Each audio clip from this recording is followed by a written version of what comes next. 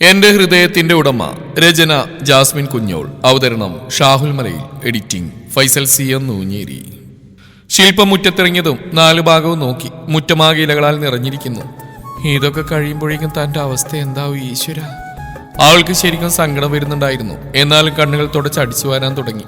പകുതി അടിച്ചു കഴിഞ്ഞതും അവൾക്ക് എന്തോ വല്ലായ്മ തോന്നിയതും അവളും നിവർന്നു. അപ്പോഴാണ് മുറ്റത്തേക്ക് ഒരു ഓട്ടോ വന്ന് നിന്നത്. ആരായിരിക്കുമെന്നറിയാൻ അവൾ ഓട്ടോയ്ക്ക് നേരെ നോക്കിയതും ഓട്ടോയിൽ നിന്നിറങ്ങുന്ന ആളെ കണ്ട് ശില്പം ഞെട്ടലോടെ നോക്കി. അച്ഛൻ, പിന്നാലെ അമ്മയും മയ്യേട്ടനും ശിവയും. ഓരോരുത്തരെയും കാണവേ അവളുടെ ഹൃദയം പിടഞ്ഞു, കണ്ണുകൾ നിറഞ്ഞൊഴുകി.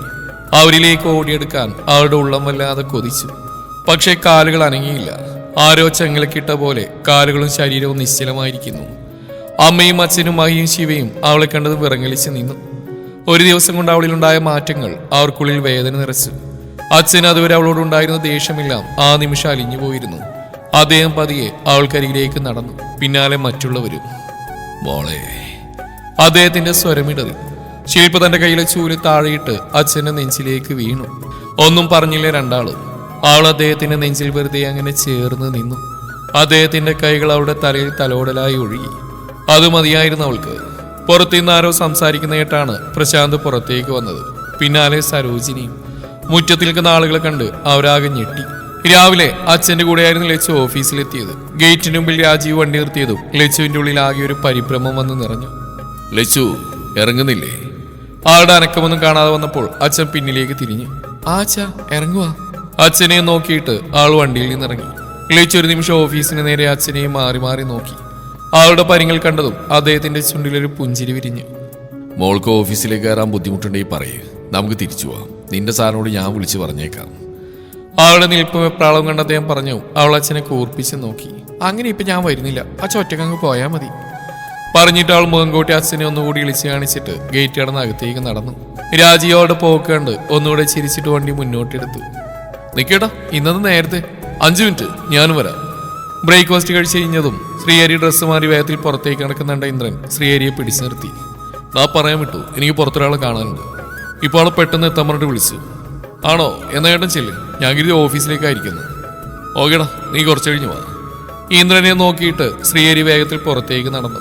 സാധാരണ അവർ രണ്ടുപേരും ഒരുമിച്ചാണ് ഓഫീസിൽ പോവാറുള്ളതും തിരിച്ചു വരാറുള്ളതും. ഒരു ദിവസം ശ്രീഹരി കാർ എടുത്താൽ പിറ്റേ ദിവസം ഇന്ദ്രൻ എടുക്കും. എന്തെങ്കിലും അർജന്റ് കാര്യങ്ങളുണ്ടെങ്കിൽ ഒരുമിച്ച് പോവാതിരിക്കാറുള്ളൂ. കാരണം ഏട്ടനും അനിയനും എന്നതിലുപരി അവരുടെ ഉള്ളിൽ നല്ലൊരു സൗഹൃദം കൂടെ ഉണ്ടായിരുന്നു. പരസ്പരം അറിയാത്ത രഹസ്യങ്ങളൊന്നും തന്നെ അവർക്കിടയിൽ ഇല്ല എന്നുള്ളതാണ് സത്യം. എന്തേ പോണില്ലേ? മായ റൂമിൽ അലക്കാനുള്ള എടുക്കുന്നതിനിടയിൽ അങ്ങോട്ട് കയറി വന്നിട്ട് ബെഡിലേക്ക് ഇരുന്ന ഇന്ദ്രനെ ഒരു സംശയത്തോടെ നോക്കിക്കൊണ്ട് മായ ചോദിച്ചു.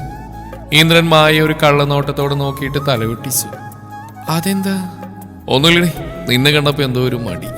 ഞാനിന്ന് പോകുന്നില്ല. അയ്യടാ, അതങ്ങ് മനസ്സിൽ വെച്ചാ മതി.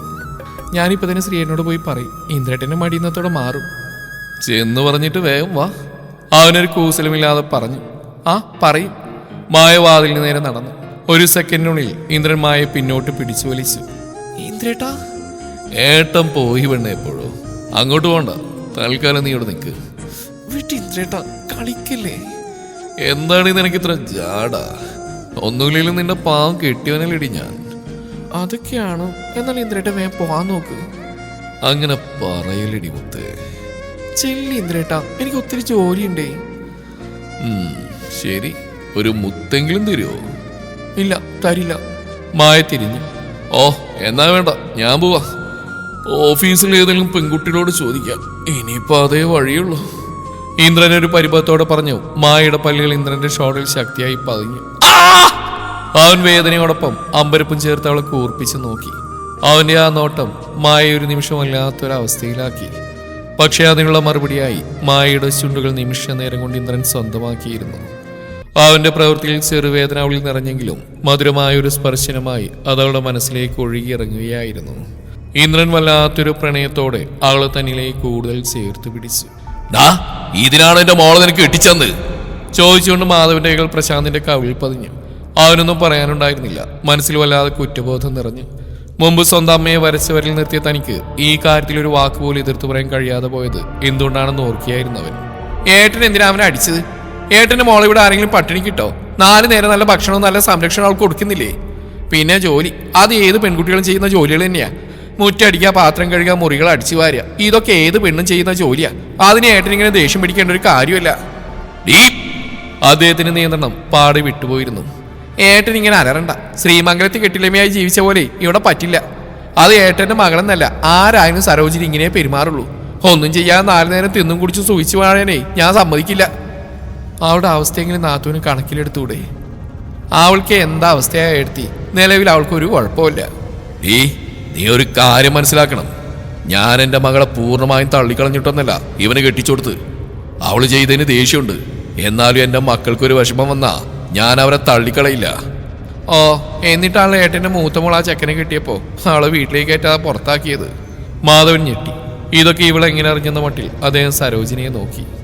എല്ലാം എനിക്കറിയാം ഏട്ടാ. അദ്ദേഹത്തിന് നോട്ടം മനസ്സിലായതുപോലെ അവർ പറഞ്ഞു. അതുകൊണ്ട് ഏട്ടന് ഒരുപാട് സംസാരിച്ച് ബുദ്ധിമുട്ടാവണ്ട. ഇനി ഏട്ടൻ്റെ മോളെ ഞാനെ വിട്ടിട്ട് കഷ്ടപ്പെടുത്തുമെന്ന് തോന്നുന്നുണ്ടെങ്കിൽ ഏട്ടന് മോളിപ്പോൾ തന്നെ കൊണ്ടുപോവാം. തടയില്ല ആരും. അത് കേട്ടവും പ്രശാന്താകെ നടുങ്ങി. അമ്മ ഇതെന്തൊക്കെയാണ് ഈ വിളിച്ചു പറയുന്നത്? ഇനി സായിയിട്ട് മാമൻ ശില്പയെ വിളിച്ചാൽ അവൾ പോവും. പിന്നെ തിരിച്ചു വരാൻ കുറച്ച് ബുദ്ധിമുട്ടായിരിക്കും. അമ്മേ! പ്രശാന്ത് അമ്മയെ നോക്കി വിളിച്ചതും അവരവനെ തറപ്പിച്ച് നോക്കി. മോളെ വാ, നമുക്ക് പോവാം. അച്ഛൻ വിളിച്ചവും ശില്പ എല്ലാവരെയും നോക്കി. ഇല്ല അച്ഛാ, ഞാൻ വരുന്നില്ല. എനിക്കിവിടെ ബുദ്ധിമുട്ടൊന്നുമില്ല. പിന്നെ ജോലി, അത് വലിയൊരു ജോലിയൊന്നുമല്ല, ചെറിയ ചെറിയ ജോലികൾ മാത്രം. അതിലെനിക്ക് വിഷമമൊന്നുമില്ല. പ്രശാന്തിന്റെ ശ്വാസം നേരെ വീണു. മോളെ നീ? അതെ അമ്മേ, സത്യം. ഇനി എൻ്റെ ജീവിതം ഇവിടെയാ. ഈ ജീവിതം ഞാൻ ആഗ്രഹിച്ചിട്ട് കിട്ടിയതല്ല. പക്ഷേ കിട്ടിയ ജീവിതത്തിൽ ഞാൻ സന്തോഷവതിയാ. കേട്ടല്ല അവള് പറഞ്ഞ്? സരോജിനി പറഞ്ഞു. മാധവനും ശോഭയും ആള് വേദനയോടെ നോക്കി. ആർക്കൊന്നും പറയാൻ കഴിയുന്നുണ്ടായിരുന്നില്ല. എന്തായാലും ഇവിടെ വരെ വന്നല്ലേ, നിങ്ങൾ വീട്ടിലേക്ക് കയറിയോ? ചായ കുടിക്കാം. വേണ്ട, ഞങ്ങൾ കുടിച്ചിട്ട് വന്ന്. മയ്യായിരുന്നു മറുപടി പറഞ്ഞ്. അച്ഛാ പോവാം, ഓഫീസിൽ പോകണ്ടേ? പോവാം, മാധവൻ പറഞ്ഞു. മോളെ സഹിക്കാൻ പറ്റാതാവുമ്പോൾ ഒന്ന് വിളിച്ചാൽ മതി. അപ്പോൾ ഒന്ന് കൊണ്ടുപോയിക്കോളാം ഞങ്ങൾ. അച്ഛൻ ശില്പക്കരിയിലേക്ക് ചെന്ന് അവളുടെ തലയിൽ തലോടിക്കൊണ്ട് പറഞ്ഞു. അവളൊരു പുഞ്ചിരിയോടെ തലയാട്ടി. അവളോട് യാത്ര പറഞ്ഞ് അവർ തിരികെ പോകുമ്പോൾ അവളുടെ ഉള്ളം ചെയ്തു പോയ തെറ്റുകൾ ഓരോന്നോർത്ത് നീറുകയായിരുന്നു. കുറ്റബോധം കൊണ്ട് അവിടെ കണ്ണുകൾ എന്തിനെന്നില്ല നിറഞ്ഞൊഴുകി. ഓഫീസിലെത്തിയതും ശ്രീഹരി കാർ നിർത്തി കാറിൽ നിറങ്ങി മുന്നോട്ട് നടക്കവേ അവന്റെ ഹൃദയം ഒരു നാളുമില്ലാത്തൊരു പുതിയ താളത്തിൽ മിടിക്കുന്നതായി തോന്നി. ആ സമയം ഒരിക്കൽ പ്രണയത്താൽ മുറിഞ്ഞ ഹൃദയവും ശേഷം വന്ന ജീവിതവും അതിലൂടെ അനുഭവിച്ച സങ്കടങ്ങളൊന്നും തന്നെ അവന്റെ ഉള്ളിൽ ഇല്ലായിരുന്നു. പകരം തനിക്ക് മുന്നിൽ അറിയാതെ പോയൊരു പ്രണയത്തിന്റെ ബാക്കി എന്ന പോൽ ഒരു വഴിയിൽ മാത്രം അവന്റെ ഹൃദയം പുതിയ പ്രതീക്ഷകൾ തേടുകയായിരുന്നു. ഓഫീസ് ഡോർ തുറന്ന് ശ്രീഹരി അകത്തേക്ക് കടന്നു. അവൻ പോലും അറിയാതെ അവന്റെ കണ്ണുകൾ ശ്രീലക്ഷ്മിയുടെ മുഖത്തേക്ക് പാറി വീണു. അവന്റെ ആ നോട്ടത്തിൽ അവളുടെ മിഴികൾ നാണത്താൽ താഴ്ന്നു. രാജീവ് ലച്ചുവിനെ ഓഫീസിൽ വിട്ട് വീട്ടിലേക്ക് പോകുന്ന വഴിക്ക് ഫോൺ റിങ് ചെയ്തും അദ്ദേഹം വണ്ടി ഒരു ഭാഗത്തേക്ക് ഒതുക്കി നിർത്തി. ഫോൺ കയ്യിലെടുത്തും ശ്രീമംഗലത്തിൽ നിന്ന് ശ്രീധരൻ സാറാണ്. ഒരു ചെറിയ വെപ്രാളത്തോടെ അദ്ദേഹം ഫോൺ അറ്റൻഡ് ചെയ്ത് ചെവിയോട് ചേർത്തു. സർ, രാജീവാ, വീട്ടിലാണോ? അല്ല സർ, ഞാൻ മോളെ ഓഫീസിൽ വിട്ടിട്ട് വീട്ടിലേക്ക് പോകുന്ന വഴിക്കാം.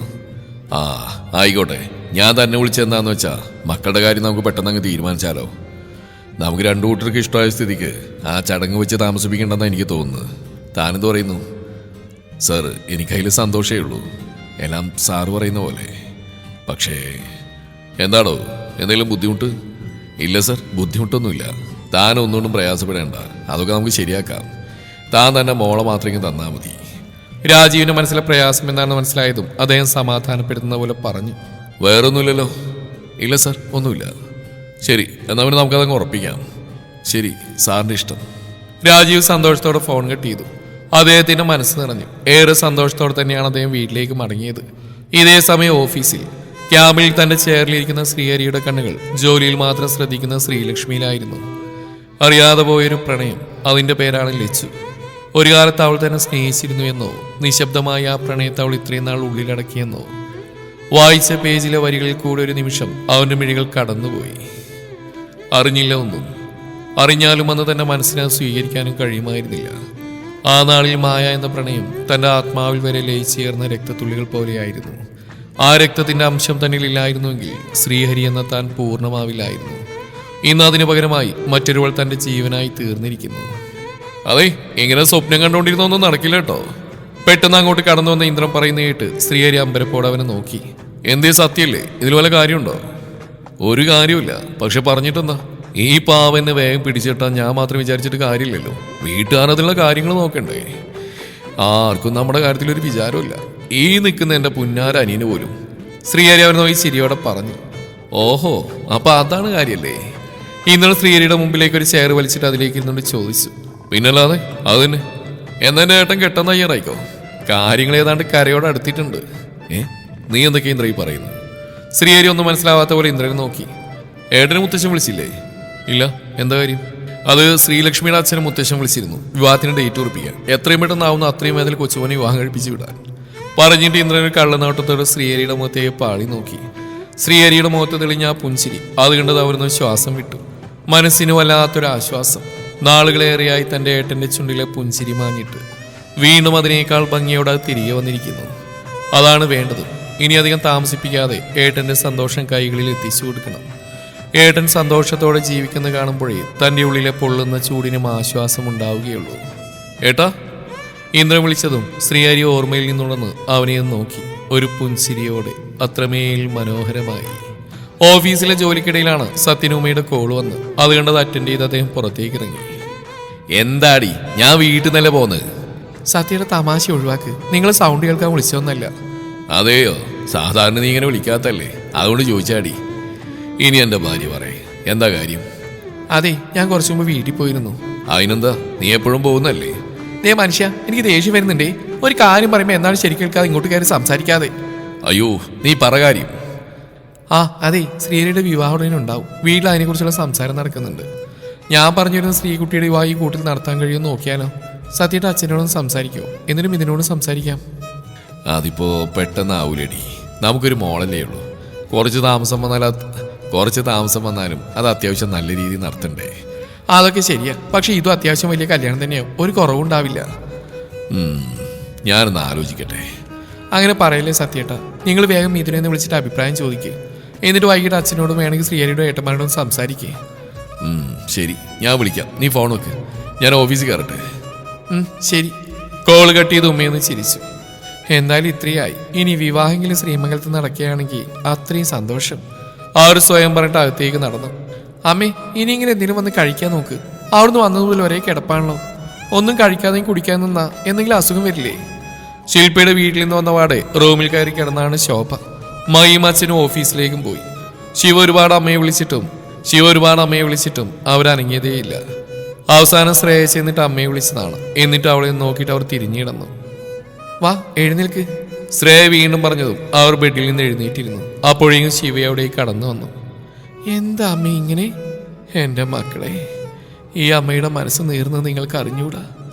എത്ര എന്നെ സഹിക്കാൻ നോക്കിയിട്ടും പറ്റുന്നില്ല. അവിടെ ആ തളർന്ന മുഖം മനസ്സിൽ നിന്ന് പോകുന്നില്ല. ഒരു 2 ദിവസം ഇങ്ങോട്ട് കൊണ്ടുവന്ന ഒരു സമാധാനമായിരുന്നു. അതിന് ചേച്ചി വരാഞ്ഞിട്ടല്ലേ അമ്മേ? അച്ഛൻ കൂടെ വരാൻ നിർബന്ധിച്ചല്ലേ? എന്നാൽ അവൾക്ക് ഇതെന്താ പറ്റിയെന്നറിയില്ല. ആ പഴയ സ്വഭാവം ഒന്നും തന്നെ അവളിൽ ഇപ്പോഴില്ല. അതൊക്കെ എവിടെയോ പോയിരിക്കണു. സാരമില്ല, അമ്മ എഴുന്നേറ്റ് എന്തെങ്കിലും കഴിക്കും. ഉച്ചക്ക് ഭക്ഷണം കഴിച്ചില്ലല്ലോ. ഞാൻ എന്തായാലും എടുത്തിട്ട് വരാം. അമ്മ ഉണ്ടാക്കുന്ന രുചിയൊന്നുമില്ലെങ്കിലും ഭക്ഷണമൊക്കെ ഞാൻ ഉണ്ടാക്കിയിട്ടുണ്ട്. ഞാൻ എടുത്തു വരാം. പറഞ്ഞിട്ട് ശ്രേയ പുറത്തേക്ക് നടന്നു. എന്തോ ശില്പയുടെ കാര്യങ്ങൾ കേട്ട മുതൽ ആൾക്കുള്ളിൽ എന്തോ ഒരു നോവ് നിറഞ്ഞു. ഒരിക്കൽ ജീവനെ പോലെ സ്നേഹിച്ചവളായിരുന്നില്ലേ? അതുകൊണ്ട് തന്നെ എവിടെയെങ്കിലും കുറച്ച് സ്നേഹം ഇപ്പോഴും ബാക്കി കിടപ്പുണ്ടാവില്ലേ? അതായിരിക്കാം അവളുടെ അവസ്ഥയിൽ തൻ്റെ ഉള്ളതും നീറുന്നത്. അന്ന് വൈകിട്ട് സത്യൻ ഓഫീസിൽ നിന്നിറങ്ങി നേരെ പോയത് പെങ്ങളുടെ വീട്ടിലേക്കാണ്. അവിടെ ചെന്ന് മിഥുനോട് അവൻ്റെ അച്ഛനോടും അമ്മയുടെയും വിവാഹത്തിനെ കുറിച്ച് സംസാരിച്ചു. അവർക്കെല്ലാവർക്കും പൂർണ്ണ സമ്മതമായിരുന്നു. ആ സമ്മതത്തിൽ നേരെ ശ്രീമംഗലത്ത് പോയി കാര്യങ്ങൾ അവതരിപ്പിച്ചു. ഉമയും ശ്രീകുട്ടി അവിടേക്ക് എത്തിയിരുന്നു. മിഥുനാണെന്നറിഞ്ഞതും എല്ലാവർക്കും സന്തോഷമായിരുന്നു. ശ്രീഹരിക്ക് ഇന്ദ്രനും 100 വട്ടം സമ്മതം. മിഥുനെ കുറിച്ച് എല്ലാവർക്കും നല്ല മാത്രമേ പറയാനുള്ളൂ. അങ്ങനെ ശ്രീമംഗലത്ത് 2 വിവാഹങ്ങൾ ആ നിമിഷം തീരുമാനിക്കപ്പെട്ടു, ശ്രീഹരിയുടെയും ശ്രീകുട്ടിയുടെയും. അങ്ങനെ മാസങ്ങൾക്ക് ശേഷം വീണ്ടും ശ്രീമംഗലത്ത് വലിയൊരു പന്തല് ഉയർന്നു. പൂക്കളുടെ നിറവും വിളക്കുകളുടെ പ്രകാശവും ചിരികളുമായി ചേർന്ന് ആ വീട് മുഴുവൻ ഒരു ഉത്സവമായി മാറി. ആ രാത്രിയെ മനോഹരമായിക്കൊണ്ട് ശ്രീഹരിയും ശ്രീകുട്ടിയും നിറഞ്ഞു നിന്നു. നാളത്തെ പുലരിയിലേക്ക് അവരുടെ പ്രതീക്ഷകൾ നിശബ്ദമായി ചിറകി വിരിച്ചു. മുറ്റത്താകെ മുല്ലപ്പൂവിന്റെ സൗരഭ്യം, കുട്ടികളുടെ കളിച്ചിരികളും ബന്ധുക്കളുടെ സന്തോഷമൂറുന്ന സംസാരങ്ങളും എല്ലാം കൊണ്ട് ശ്രീമംഗലം വർണ്ണശോഭമായി തിളങ്ങി നിൽക്കുന്നു. ആ നാട്ടിൽ പേരുകേട്ട സൗപർണിക ഓഡിറ്റോറിയം സന്തോഷത്തിൻ പുലരിൽ പൂക്കളാലും വെളിച്ചത്താലും സ്വപ്നങ്ങളാലും ഒരുങ്ങിക്കഴിഞ്ഞിരുന്നു. അവിടെ ഓരോ കോണിലൊരു വിവാഹത്തിന്റെ സന്തോഷം നിശബ്ദമായി തളിർക്കുകയായിരുന്നു. വരവേൽക്കാൻ വാതിലുകൾ തുറന്നു. നാദസ്വരത്തിന്റെ മൃദുവായ നാദം അന്തരീക്ഷം നിറഞ്ഞു നിന്നു. രാവിലെ 11-നും 11:30 മുഹൂർത്തം. ആ നിമിഷത്തിനായി സമയവും ശ്വാസവും പോലും കാത്തുനിന്നു. കളങ്കമില്ലാത്ത സ്നേഹത്തിൽ പിറന്ന ആ പ്രതീക്ഷകൾ ഇപ്പോൾ സൗപർണികയുടെ വേദിയിൽ സാക്ഷാത്കാരമായി മാറാൻ തയ്യാറെടുക്കുകയായിരുന്നു. പ്രഭാതം പതിയെ കൺതുറന്നു. നാദസ്വരത്തിന്റെ മൃദുവായ നാദം അവിടെ എവിടെയായി അലയടി തീർത്തു. പൂക്കളാൽ അലങ്കരിച്ച വേദിയിലേക്ക് ആദ്യം ശ്രീമംഗലത്തെ ശ്രീഹരിപതിയെ കാലെടുത്തു വെച്ചു. വെളുത്ത വേഷത്തിൽ ആത്മവിശ്വാസം നിറഞ്ഞ മുഖവുമായി ശ്രീഹരി. അവന്റെ പിന്നാലെ ചുവപ്പും സ്വർണവും ചേർന്ന പട്ടുസാരിയിൽ ലാളിത്യത്തോടെ വധു ശ്രീലക്ഷ്മി. അവരുടെ കണ്ണുകൾ ഒരേ നിമിഷം പരസ്പരം മുടക്കിയതും അറിയാത്തന്നെ ഇരുവരിലെ ഒരു പുഞ്ചിരി മിന്നി മറഞ്ഞു. അവർക്ക് പിന്നാലെ മിഥുനും ശ്രീകുട്ടിയും. സൗമ്യത നിറഞ്ഞ മിഥുന്റെ കണ്ണുകളിൽ പ്രണയത്തിന്റെ നീർമുത്തുകൾ. അവയെ ഹൃദയത്താൽ ചേർത്ത് വാങ്ങിക്കൊണ്ട് നാണത്തോടെ അവനരികിൽ നിൽക്കുന്ന ശ്രീകുട്ടി. നാലുപേരും വേദിയിൽ ഒരുമിച്ച് നിന്നപ്പോൾ കൂടിയുന്നവരുടെ കണ്ണുകൾ അത്ഭുതത്തോടെ അവരിലേക്ക് നീണ്ടു. മുഹൂർത്തായി, താലി കെട്ടിക്കോളൂ. തിരുമേനിയുടെ വാക്കുകൾ വായുവിൽ ലയിച്ചേർന്ന നിമിഷം. ആ വാക്കുകൾ കാതിൽ പതിഞ്ഞതും ശ്രീഹരിയുടെ വിരലുകൾ അല്പം വിറച്ചു. ശ്രീഹരി താലിയിലേക്ക് നോക്കി. ശ്രീലക്ഷ്മിയുടെ പിടക്കുന്ന മിഴികളിലേക്കും ഒന്ന് നോക്കി. അവിടെ നാണത്തിന്റെ പുഞ്ചിരി വിരിഞ്ഞതും അവന്റെ ചുണ്ടിൽ നിറഞ്ഞ പുഞ്ചിരി തത്തിക്കളിച്ചു. മന്ത്രങ്ങളുടെ താളത്തിൽ ശ്രീഹരി പതിയെ ശ്രീലക്ഷ്മിയുടെ കഴുത്തിലേക്ക് താലി ചേർത്ത് വെച്ചതും നിറഞ്ഞ മിഴികളാൽ അവൾ പ്രാർത്ഥനയോടെ കൈകൾ കൂപ്പി. തുടരും ഈ കഥയുടെ ബാക്കി ഭാഗം നാളെ ഇതേ സമയം.